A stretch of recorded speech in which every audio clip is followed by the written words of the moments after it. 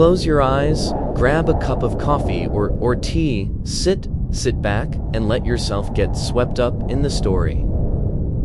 Subscribe and leave a comment. The 1920s did not begin with a house.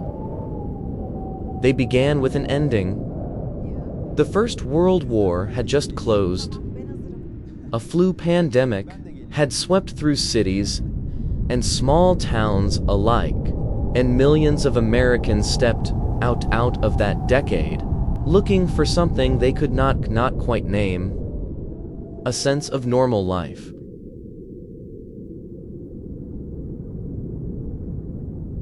That search, quietly and without anyone planning it, would reshape the American home more dramatically than almost any decade before it.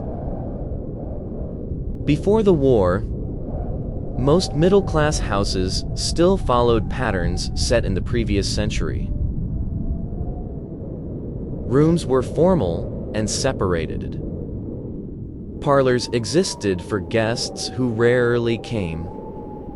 Kitchens were often pushed to the back of the house, staffed by domestic servants in wealthier homes, and heated by coal or wood stoves that demanded constant attention.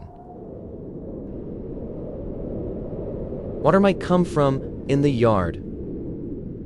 Light might come from gas lamps, or, in rural areas, from oil lamps that had to be trimmed and refilled by hand. By the time the 1920s arrived, all of that was changing at once. Electricity was reaching further into cities and suburbs than ever before. The automobile was no longer a rich man's toy, but an object millions of families could actually own. Radio was entering the living room for the first time, and a new generation of home buyers, many of them veterans and young couples starting families, wanted houses that matched this new pace of life.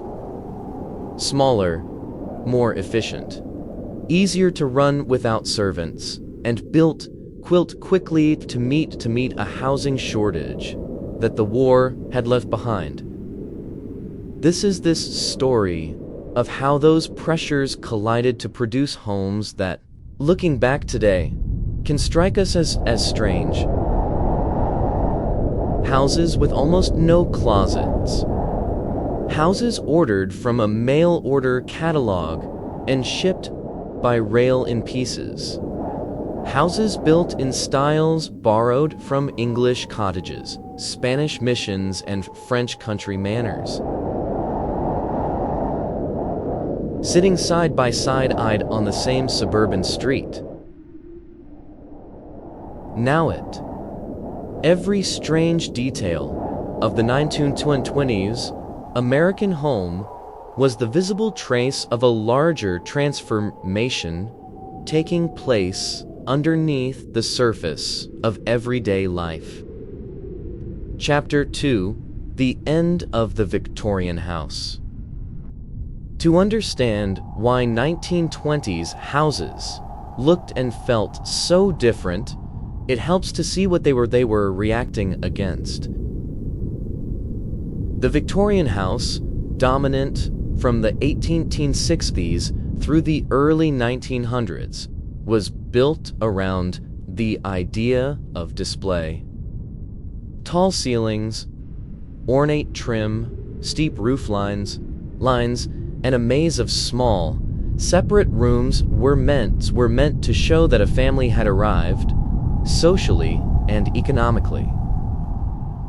A proper Victorian home might include a formal parlor for receiving guests,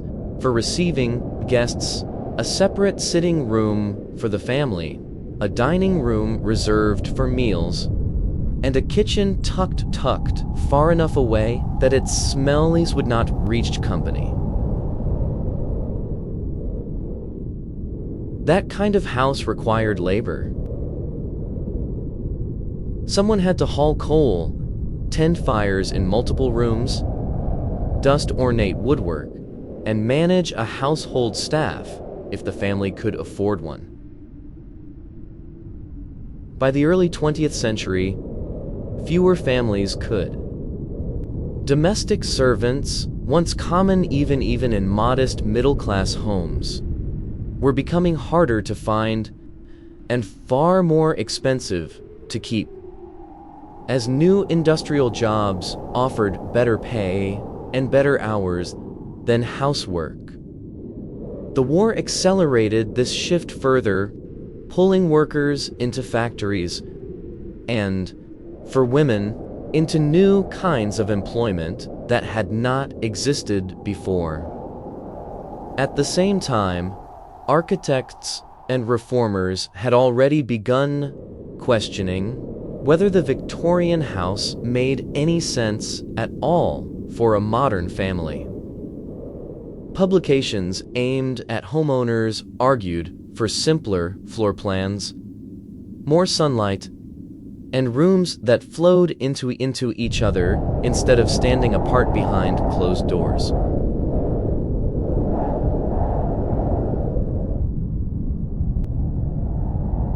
The proudest room as house began to disappear from house plans entirely, replaced by a single, more casual living room meant for the family itself, rather than for impressing visitors. By the 1920s, this shift was no longer a trend among architects. It was standard expectation among ordinary home buyers. They wanted houses that ran themselves, or nearly so. Smaller, easier to heat, easier to clean, and built for a household that increasingly did its own cooking, its own cleaning, and its own daily maintenance without hired help. Chapter 3: Sears, Roebuck, and the House That Came by Mail. Perhaps nothing captures the strangeness and the practicality of the 1920s Honey's home better than the fact that, for a stretch of years, you could order a fully designed house through the mail the same way you ordered a pair of shoes. Sears, Roebuck and Company had built its fortune selling everything from farm tools to furniture through its enormous mail order catalog. In 1908, the company extended that model to housing, launching what it called Sears Modern Homes. A customer could flip through a catalog, choose from dozens of house designs ranging from small cottages to substantial two-story homes, and order the entire structure as a kit. Weeks later, a freight train would deliver tens of thousands of pre-cut pieces of lumber, along with nails, hardware, paint, and a detailed instruction manual explaining exactly how to assemble it all. This was not a gimmick. Sears was far from the only company doing it. Aladdin Homes, Montgomery Ward's Wardway Homes, and several smaller manufacturers competed in the same market. Between the early 1900s and the 1940s, together they sold hundreds of thousands of these kit houses across the United States. And a large share of that activity was concentrated in the 1920s, when suburban growth and post-war demand made prefabricated building especially attractive. The appeal was straightforward. Kit homes were cheaper than hiring an architect and a full construction crew from scratch, because the pre-cutting and standardization of parts saved enormous amounts of labor. They also arrived with modern conveniences already designed in, at a time when many existing homes still lacked them. Built-in cabinetry, indoor plumbing layouts, and wiring plans ready for electricity, even in regions where electricity had not yet arrived. To a modern eye, the idea of a house arriving on a train in pieces feels almost like a magic trick. But it was simply an extension of the same industrial logic that was reshaping the rest of American life in the 1920s. Standardize it, manufacture it efficiently, and make it affordable enough for an ordinary family to own. The house itself became, in a very real sense, a mass-produced product, and that shift in thinking would echo through home design for the rest of the century. Chapter 4: The Bungalow Craze. If one house style defined the 1920s more than any other, it was the bungalow.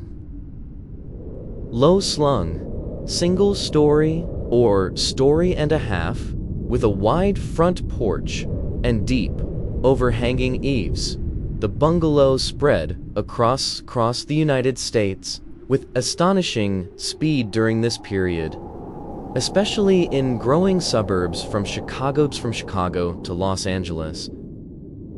The style had roots that reached back to colonial buildings in India and Southeast Asia, adapted by British and American architects into something suited to a very different climate and a very, very different way of life.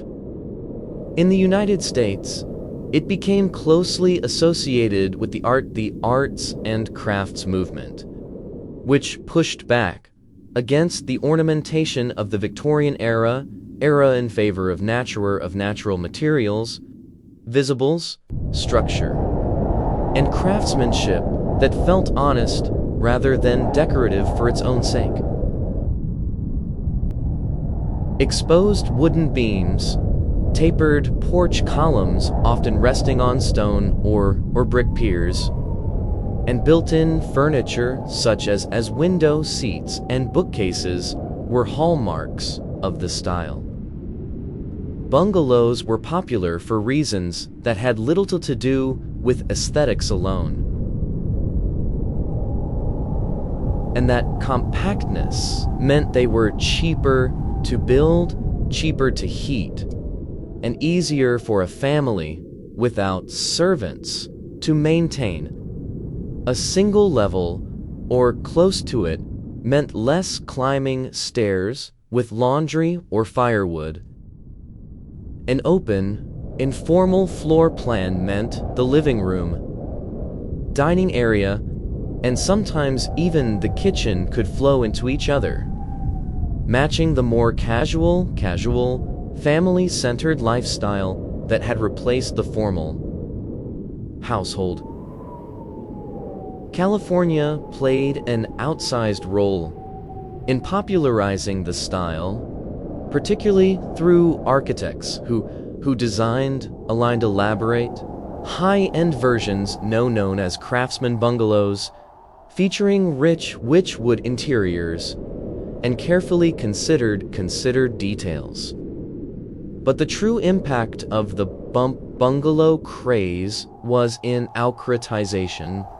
Pattern books, magazines, and mail-order plan services made bungalow designs available to builders and homeowners across the income spectrum, so that a modest version of the style could be found in nearly every American city and town by the middle of the decade.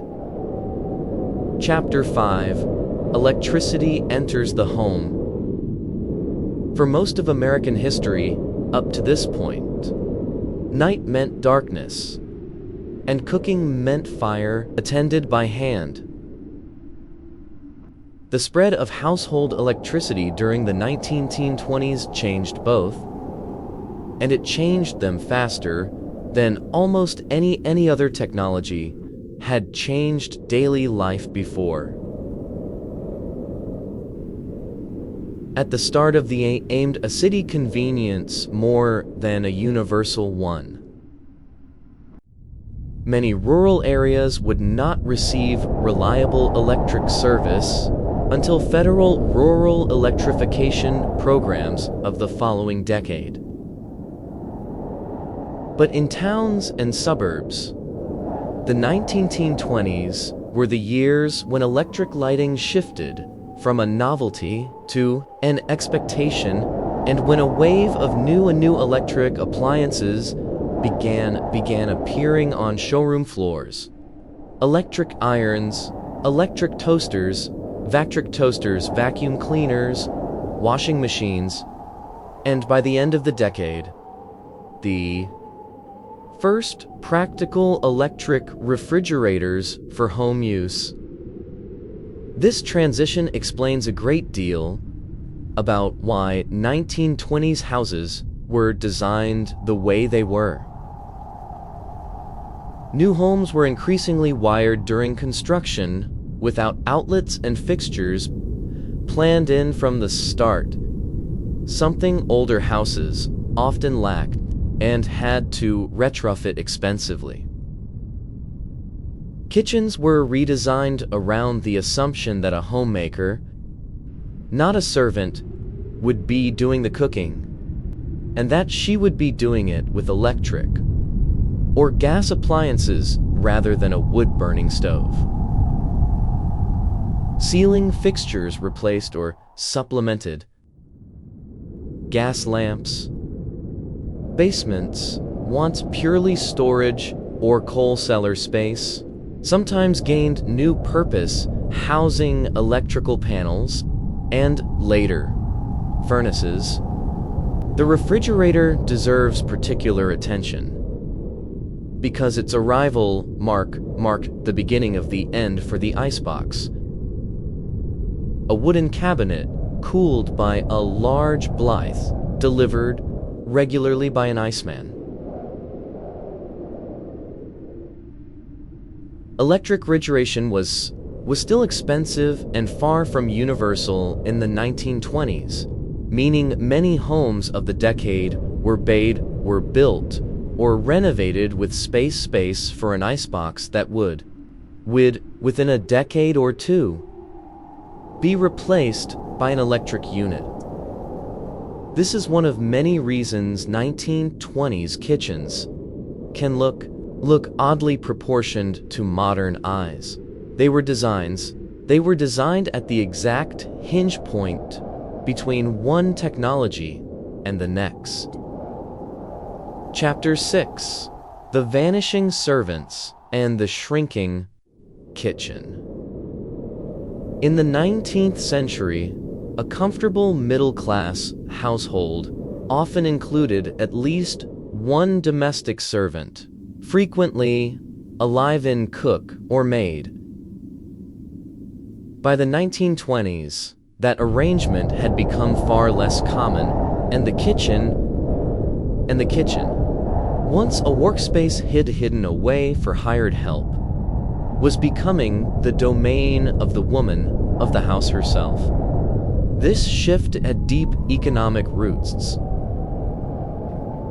Industrial and clerical jobs offered better wages and more predictable hours than domestic service, drawing workers away from housework, particularly as immigration patterns shifted and new opportunities opened in factories and offices. Families that once could afford live-in help increasingly found it scarce, expensive, or simply unavailable. At the same time, a growing number of women, especially in the middle class, were beginning to see household management itself as a skill to be studied and improved, rather than a task to be delegated.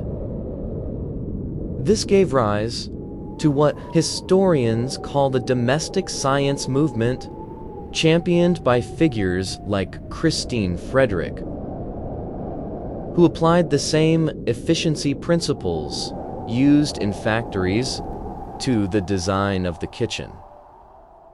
Her writing encouraged homeowners and builders to think about the layout of a kitchen the way an engineer might think about a factory floor, minimizing wasted steps between the stove, the sink, and the counter, and organizing storage, so that tools and ingredients were within easy reach. The physical result of this thinking was the compact, efficient kitchen that became standard in 1920s house plans, a sharp contrast to the large, sprawling service kitchens of Victorian homes built for a staff of servants. Built-in cabinetry replaced freestanding pantries and hutches. The Hoosier cabinet, a freestanding piece of furniture combining a work surface, flour bins, and storage in one compact unit, became a common fixture in kitchens too small or too new to have built-in. To modernize accustomed to open-concept kitchens with appers of counter space, the tight, purpose-built kitchens of the 1920s can look almost cramped, but at the time they represented the cutting edge of efficient home design. Chapter 7: Indoor plumbing becomes standard. It is easy to forget, from a modern vantage point, that indoor plumbing was not yet universal at the start of 1920s. Many rural homes, and even some urban ones, still relied on outhouses and hand pumps well into the decade.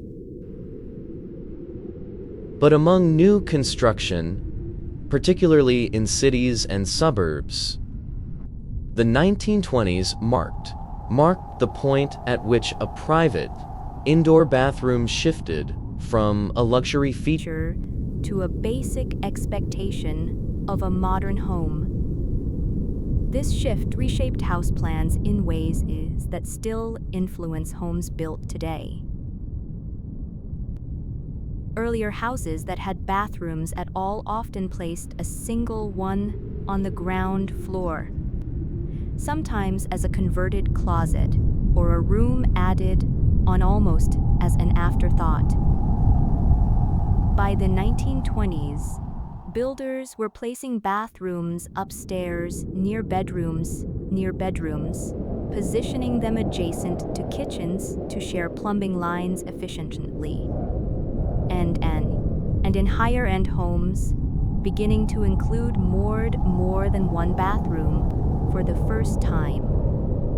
Bathroom fixtures themselves were also becoming more standardized and more affordable, thanks to mass production techniques applied to porcelain, sinks, and toilets. White became the dominant color for bathroom fixtures during this period, reflecting an emphasis on hygiene and cleanliness that had grown out of public health campaigns following the 1918 teen influenza pandemic. A gleaming white bathroom was not just a design choice. It was a visible symbol that a household understood and valued modern sanitation. The technical demands of indoor plumbing also explain some of the odd, compact layouts found in 1920s homes, particularly kit houses and smaller bungalows. Because running new plumbing lines was expensive, Architects often clustered bathrooms and kitchens close together or stacked them directly above one another on multiple floors to minimize the length of pipe required. This practical constraint, more than any aesthetic preference, explains why so many houses from this era have bathrooms tucked into surprisingly small or oddly shaped spaces. Chapter 8: The Mystery of the Missing Closets. Anyone who has toured or lived in an original 1920s house has likely noticed the same puzzling detail. The closets are small, or in some rooms, entirely absent. This detail has become one of the most talked about oddities of homes from this era. And the explanation is less a single clean fact than a combination of habits, economics, and building practices layered on top of each other. Part of the answer lies in furniture habits inherited from earlier generations. For much of American history, clothing storage was handled not by built-in closets, but by freestanding furniture, wardrobes, armoires, and chests of drawers. Families were simply used to storing clothes this way, and many house plans of the 1920s, especially in more traditional or conservative regions, continued that pattern rather than building storage directly into the walls. A popular explanation, often repeated today, claims that property taxes were calculated based on the number of rooms in a house, and that a closet counted as a room. So homeowners deliberately avoided building them to reduce their tax bills. This idea circulates widely, but historians who have examined tax records from the period have generally found little solid evidence to support it as a broad, consistent practice across the country. It is best understood as a popular explanation that has taken on a life of its own, rather than a confirmed historical rule. A more consistently documented factor is simply cost and space efficiency. In the smaller, more compact houses that defined the decade, particularly bungalows and modest kit homes, mattered. A closet took up interior space that added no living area a family could actually use day to day. And many builders and buyers of the period prioritized visible living space over storage. It was only in the following decades, as house sizes grew and as freestanding furniture became less central to how Americans stored belongings, that built-in closets became the expected standard we recognize in homes today. Chapter 9: A House Wearing Someone Else's Clothes. Walk down a street built in the 1920s, and you may notice something curious. An English cottage next to a Spanish hacienda next to a small French chateau, all built at the same time, on the same block, by the same generation of American families. This eclectic mixing of historical styles, sometimes called period revival architecture, was one of the defining, and to modern eyes stranger, features of 1920s residential design.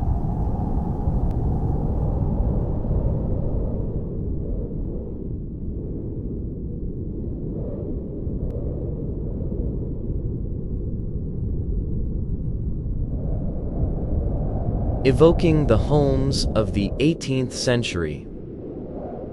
Tudor Revival houses borrowed steeply pitched rooflines, decorative half-timbering, tall, narrow windows from English architecture of centuries earlier. In warmer regions, especially California and Florida, Spanish colonial revival brought white stucco walls, red tile roofs, and wrought iron details drawing on the Spanish missions and colonial buildings of those regions' own histories. This was not simply decorative whimsy. The 1920s were a period of enormous cultural and anxiety and adjustment as immigration, urbanization, and rapid technological change unsettled many Americans' sense of tradition and identity. Building a house echoed an older, established architectural tradition, whether English, Spanish, or early American, offered a kind of reassurance, a visible connection to history and permanence at a moment when so much else in daily life, new and unfamiliar. Architectural pattern books and, again, mail-order catalog companies maze these revival styles widely accessible, offering a Tudor cottage or a Spanish bungalow to buyers who might never have set foot outside their own state. The result was a suburban landscape that, style for style, referenced centuries of European and colonial history, wrapped around house plans that were underneath the surface details, thoroughly and distinctly modern in their plumbing, wiring and floor plans. Chapter 10. The Garage Arrives. Few features better illustrate how quickly the automobile reshaped American life than the sudden appearance of the garage as a standard part of the house itself. At the start of the 1920s, a car was still a significant purchase, often kept in a freestanding stranding structure separate from the home, similar to how earlier generations had kept a horse in a stable. By the end of the decade, mass production had made automobile ownership common enough among middle-class families that builders began treating the garage as an essential part of house design, not an afterthought. Early versions were often modest, a simple single-car structure, sometimes still detached from the main house and reached by a narrow driveway. As the decade progressed and car ownership climbed further, some builders began attaching garages directly to the house, or connecting them with a covered walkway toward. Anticipating a shift toward the fully integrated garages would become standard. The garage's arrival also quietly reshaped the layout of surrounding neighborhoods. Lots needed to be wide enough or deep enough to accommodate a driveway alongside or leading to a garage. Alleys, common in earlier suburban planning, sometimes gave way to front-facing driveways as car culture became more central to how families organized their daily routines. What had once been purely a house for living in was now also, unmistakably, a house built around the practical needs of car ownership, a shift that would only accelerate as the 20th century went on. Chapter 11: Prohibition and the Hidden Spaces of the House. For 13 years of the decade, from 2020 to 1933, the manufacture, sale, and transport alcoholic beverages was illegal across the United States. Under the terms of prohibition, this nationwide ban did not stop Americans from drinking. It simply pushed the activity into hidden corners of everyday life, including, quite literally, speakeasies, illegal bars often disguised behind unmarked doors or false fronts, are the most famous architectural legacy of prohibition, but their influence reached into private houses as well. Homeowners across the country built small hidden rooms, false walls, and concealed cabinets designed to store alcohol out of sight from law enforcement or from visitor. Basements, already common storage spaces in many house designs, were sometimes fitted with secret compartments pinned behind bookshelves or beneath staircases, spaces that today are often rediscovered during renovations and treated as fascinations of the era. Prohibition also influenced the social layout of the home in less hidden ways. With public bars closed and speakeasies carrying legal risk, entertaining shifted toward private homes, encouraging the informal, flowing living and dining spaces that were already coming fashionable for other reasons discussed earlier in this story.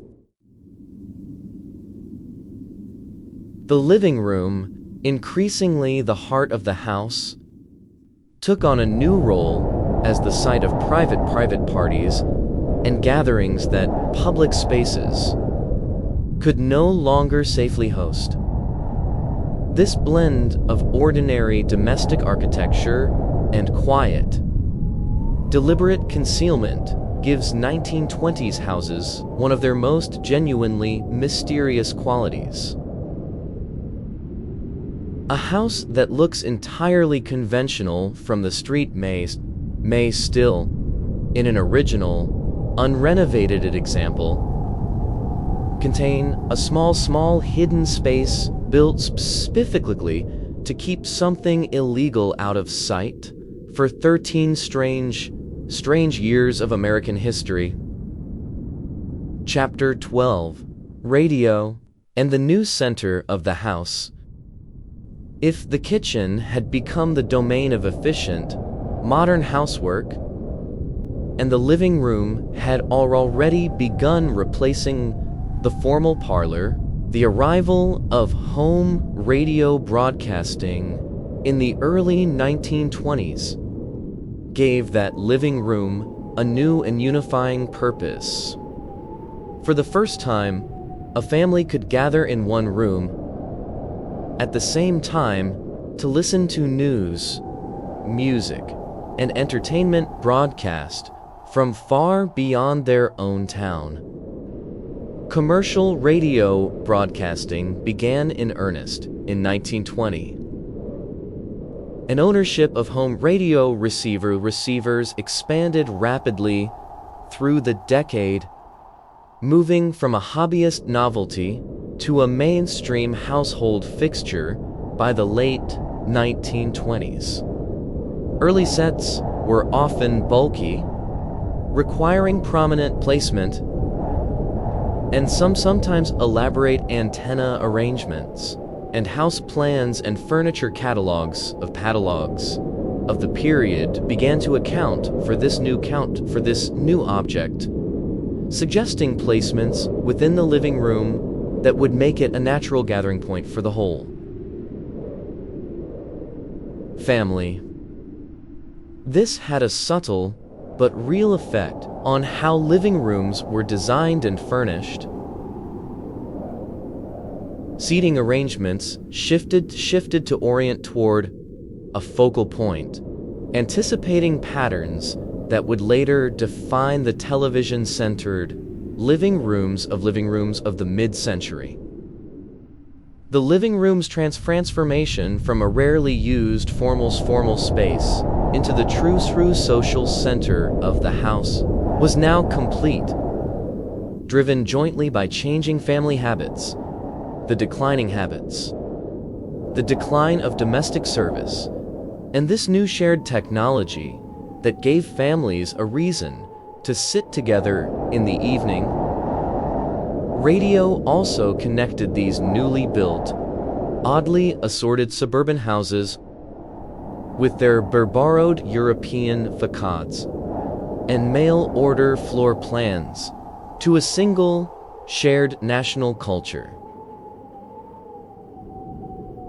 A family in a Tudor Revival cottage in Ohio and a family in a Spanish bungalow in California could, on the same evening, listen to the exact same broadcast. A quiet but powerful reminder that behind all the surface variety of 1920s house styles, a single modern American way of life. Chapter 13: What the 1920s House Left Behind. By the end of the decade, the American home had changed more in 10 years than it had in the previous 50. The formal, servant-run Victorian house had given way to something smaller, more efficient, and built around the needs of a family managing its own household, often with the help of new electric appliances rather than hired staff. Mail order and prefabricated construction had made home ownership more accessible than ever before, even as it produced houses with genuinely odd quirks, from missing closets to hidden compartments left over from Prohibition. Many of the choices that can look strange to us now were not mistakes or accidents.